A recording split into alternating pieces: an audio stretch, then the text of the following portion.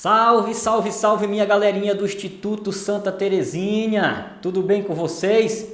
Aqui é o professor Levítico para mais uma manhã de estudo, para mais uma manhã de reflexão, de troca de conhecimento com a graça de Deus. Desejo que o amor do Pai e a comunhão do Espírito Santo esteja com cada um de vocês nesta manhã, neste dia e sempre. Que o Espírito Santo de Deus possa habitar vossas mentes e vossos corações e proporcionar para vocês a maior facilidade e a maior tranquilidade para entender, compreender e assimilar todo o conteúdo, todo o conhecimento e troca de experiência desta manhã. Peço que o nosso Deus, o nosso Pai, possa abençoar, proteger e guardar o seu papai, sua mamãe, seus avós, bisavós, irmãos e irmãs, todos os seus familiares, parentes, amigos e também até mesmo seus inimigos, que Deus venha convertê-los para que eles venham praticar o bem a todos nós, a todos vocês. Meus filhos, hoje nós vamos trabalhar o nosso capítulo 4.1, a nossa quarta aula de ensino religioso da nossa primeira unidade de ensino religioso do nosso ano letivo, tá? Hoje nós vamos tratar sobre a oferenda de gratidão. Hoje nós vamos falar sobre algumas festas, algumas comemorações que o Brasil comemora, não é? E o próprio algumas culturas globais comemora nas chamadas festas de colheita, tá? Festas de agradecimento. Então, o objetivo da nossa aula de hoje é compreender a origem sagrada de certos ritos, crenças e festas populares e sociais. Então, na aula passada, na aula anterior, nós havíamos falado sobre a questão do rito de passagem, não é? E nós vimos que o rito de passagem é uma festa, não é? É uma apresentação à sociedade, é uma confraternização. E a mesma forma também das festas populares, festa, por exemplo, do cristianismo, festa de alguns santos, de algumas colheitas para o Brasil afora. Por exemplo, em São Paulo tem a festa da colheita do trigo, no Rio Grande do Sul tem a festa da colheita da uva, em Minas Gerais tem a festa da colheita do milho, tá? Em Alagoas a festa da colheita do feijão, tá? E no Pará existe até alguns municípios, né, que também tem a festa de colheita de algumas culturas, por exemplo, do açaí, não é? Da farinha. Bragança a gente deveria fazer, não era isso? Porque a farinha ela é muito forte, a nossa cultura em Bragança, tá? Mas nós vamos tratar sobre isso e vamos ver que essas festas, essas comemorações, a relação dela com o sagrado, a relação dela com o divino está na questão do agradecimento, tá? Do louvor, do reconhecimento de tudo que somos e temos é graça, não é? O amor de Deus pela humanidade, o amor de Deus pela sua criação e criatura, ok? Vamos aí fazer a nossa leitura do primeiro texto. Nós temos hoje dois textos, não é? Nosso material de hoje, a festa da colheita e a troca de oferendas. Nós vamos ver que o segundo texto ele vai tratar de oferendas do passado que muitas vezes hoje elas não têm mais tanto sentido, tá? Não há mais sentido para a nossa cultura, principalmente a nossa cultura cristã, não é? A nossa cultura contemporânea, da onde vocês fazem parte, porque envolvia sacrifícios, né? E esse sacrifício muitas vezes a vítima era um ser humano, tá? A gente vai ler isso no segundo texto e vamos falar sobre isso. Então, o nosso primeiro texto na tela, a festa da colheita. Meu nome é William, tenho 11 anos e minha escola localiza-se em uma vila rural. Meus colegas do 7º ano são filhos de agricultores como eu. A região é fértil e bem cuidada, e nossos familiares cultivam a terra que herdaram dos pais e avós. Na escola me chamo de William, o fabricante de vinho. Você acha incrível que um garoto de minha idade saiba fazer vinho? Bem, vou revelar um traço cultural incrível de minha família. Todos os anos, no verão, meu avô examina os parreirais, observa os cachos e decreta a abertura da temporada familiar de colheita da uva. Meus tios e tias fazem o possível para liberar-se de seus próprios trabalhos e vão ajudar. Ninguém perde essa maravilhosa festa familiar que se conserva há mais de 5 gerações. Meus primos e primas divertem-se a valer. Todos ajudam e brincam, cantam e também rezam, porque este é um costume sagrado da família. Quando a colheita da uva termina e os parentes vão embora, meu avô e eu nos trancamos na cantina e começamos o trabalho com instrumentos, medidas e fórmulas ao redor das pipas cheias de mostos. A uva triturada em processo de fermentação. É a parte fascinante do trabalho. É como se a cantina fosse uma escola de magia, onde eu sou o aprendiz. Ainda bem que a festa da colheita da uva ocorre durante as férias. Já imaginou se por um descuido em uma aula de química eu revelasse para a turma inteira o meu segredo familiar da forma do melhor vinho da região? Todo mundo ia aprender a fazer vinho, né, minhas crianças? Então, meus filhos, esse texto, ele mostra aí o testemunho do jovem, né, do adolescente, o William, que conta a sua experiência, a sua relação com a sua família durante o verão, um período de férias, mas que todos os familiares se reúnem para celebrar, para colher, para se reunir e comemorar a colheita da uva. Tá?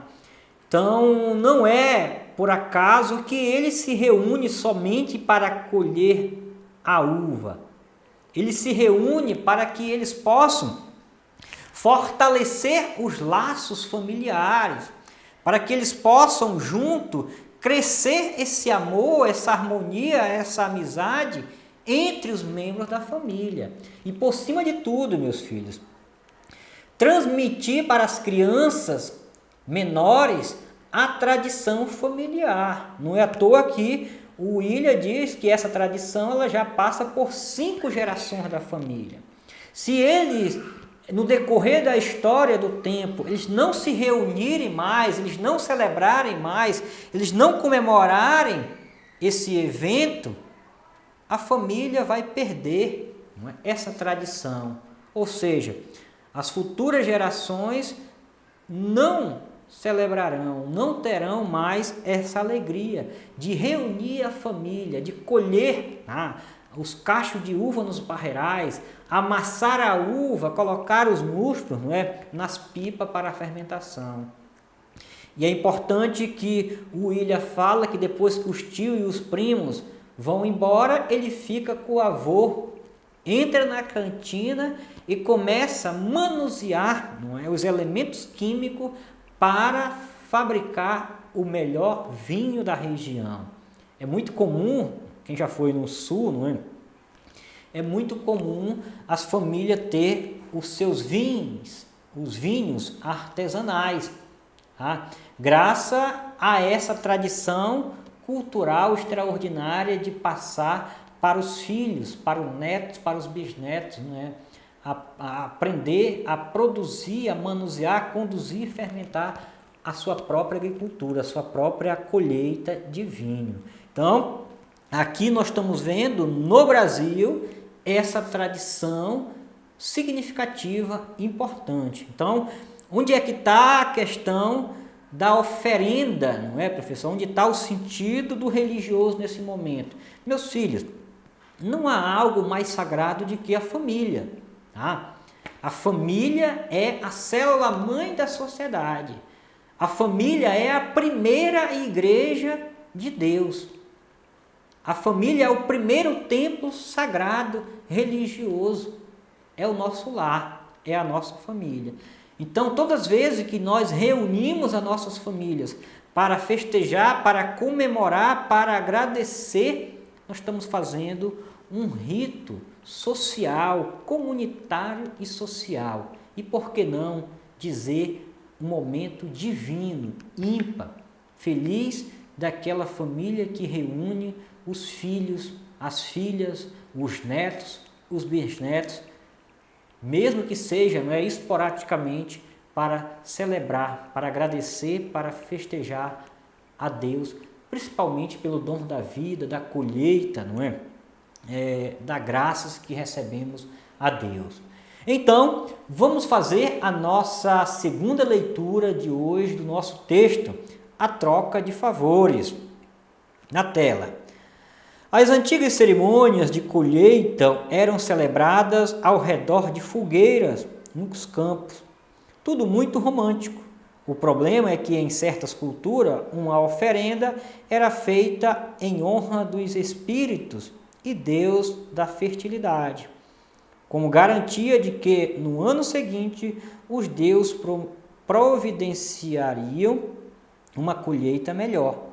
E muitas vezes a vítima oferecida era uma pessoa. No Império Romano, quando os camponeses acabavam a ceifa do trigo, era costume espalhar pelos campos o sangue de uma vítima. A cerimônia era acompanhada de cânticos e danças, e depois as pessoas iam para casa descansar. Foi assim que surgiu os dias de feriado no calendário. Minhas crianças, então, nós temos aí esse texto que relata que já houve na história da humanidade, em sociedades, culturas que no final da colheita, seja do trigo, da uva, seja da azeitona, do azeite, se celebrava em redor de uma fogueira, tudo muito bonito, tudo muito romântico.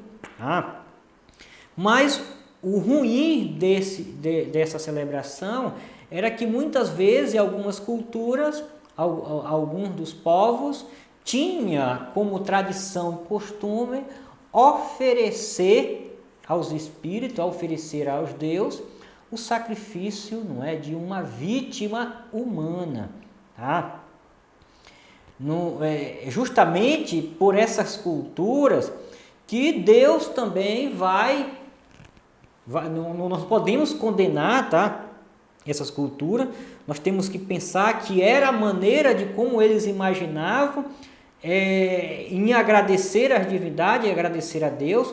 Não é à toa que a vítima ela não era forçada a ser sacrificada. Pelo contrário, essas culturas era muito comum a própria vítima se sentir honrada e agraciada em ser a oferenda para a divindade, para Deus. Não é? É por isso que o próprio Deus ele vai testar o Abraão quando ele pede para ele sacrificar o seu filho, Isaque. E Abraão iria fazer isso. Mas Deus depois mostra que estava só testando o amor de Abraão por ele. Mas Deus não fez Abraão sacrificar o filho, mas ele próprio, sacrificou seu filho para nos salvar, para nos resgatar. Então, o sacrifício de Jesus Cristo na cruz foi justamente para acabar, para abolir todos os sacrifícios das vítimas, seja de animais, seja de árvores, de aves, seja de seres humanos. Jesus Cristo veio de uma vez por todas como as vítimas das vítimas. Ele morreu, se sacrificou pelos nossos pecados. Então, não é mais necessário sacrificar nada mais, a vida de nada mais pelo nosso Deus. Ele já fez isso uma vez por todas para todos nós. Então, muitas vezes, a gente lendo não tem mais sentido, não é isso? Mas nós temos que entender que isso era a cultura desses povos. Para eles tinha sentido, para eles era importante. eles não fazerem isso, significava que os anos seguintes, o ano futuro, o próximo ano seria um ano de miséria, de fome, sem agricultura, sem alimento. Por isso, eles tinham, não é, essa boa intenção, reconhecer a grandeza de Deus, que era o autor da vida e o autor e o ator da agricultura. Por isso, eles voltavam tudo isso para Deus, tá? Então, meus filhos, hoje não é necessário nós fazermos sacrifícios de vítima, não é? Para Deus. Mas é importante que em tudo nós reconhecemos que Deus nos oferece. Então, não custa nada nós de manhã agradecer a Deus pela família que temos, pelo alimento que nos alimentamos, pela cama que temos para dormir, pela casa que temos para morar, pela família maravilhosa que Deus nos deu para cuidar de cada um de nós. Então, é muito importante de manhã e à noite e até de dia, em tudo darmos graças a Deus, porque com Deus nós somos, não é? Muito e somos importantes. Sem Deus nós não somos nada e não temos importância nenhuma. Beijo no coração de todos, fique com Deus e até a próxima, se Deus quiser. Shalom!